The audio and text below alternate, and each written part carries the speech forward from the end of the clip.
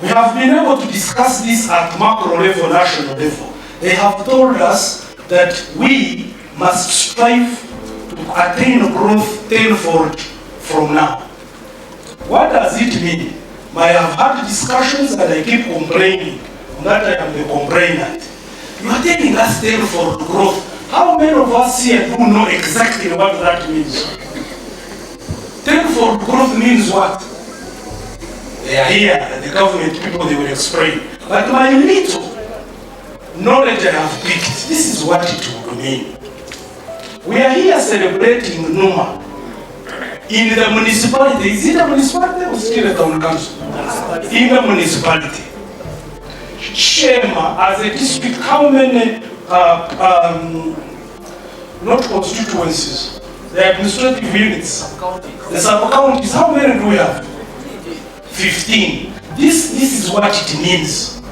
That we must have 15 of Numas in every sub-county. But Numa in itself must grow tenfold. He didn't tell how much he has. But if I say he has capital of 3 billion, it means we must have 3 billion times 10 for Numa. But again, have the other 15 also be at Numa's what? Level. That is how I can quickly put it for my mother. Now, if we are going to be in Africa and celebrate the continental market, us as Uganda, how do we position ourselves in that equation? Is the second thing I wanted to talk about in respect. Numa started therefore, so what? Secondly, financials. I am very happy Pride is here. I am very happy Stanbic is here. Thank you for supporting Numa. But we are asking, can we start to have products that are designed from the Numa experience? For the time you've worked with Numa, like any other, what have you learned, and you start to design products that are speaking to these people? Because most of the products, do you know how they are copied? I stand to be challenged.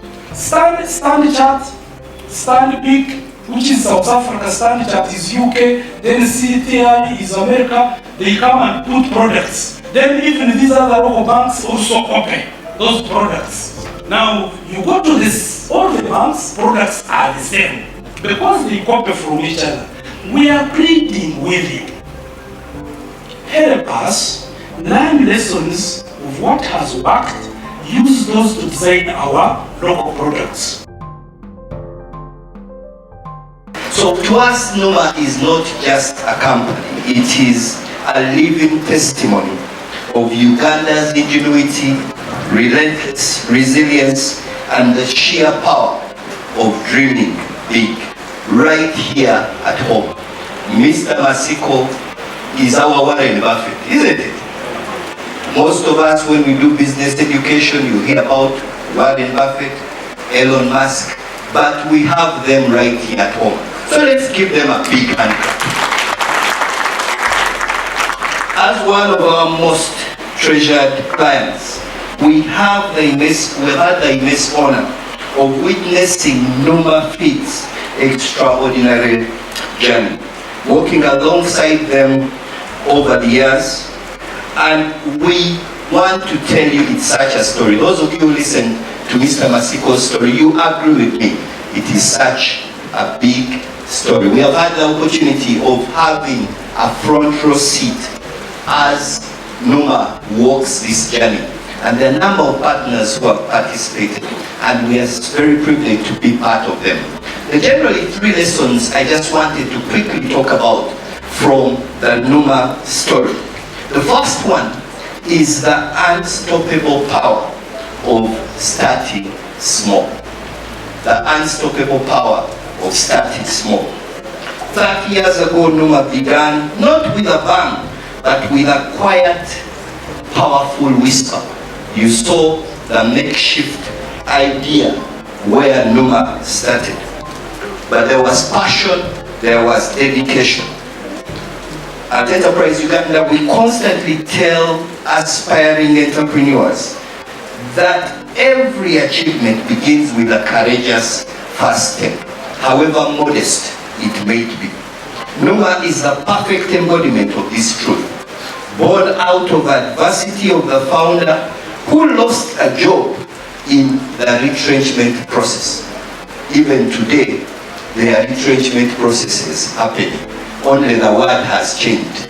Now they are called restructuring, they are called adjustments, but retrenchment continues. But he had lost his job and he started out as he shared with us. Mr. Masiko decided to start processing in a makeshift facility. But today we celebrate him.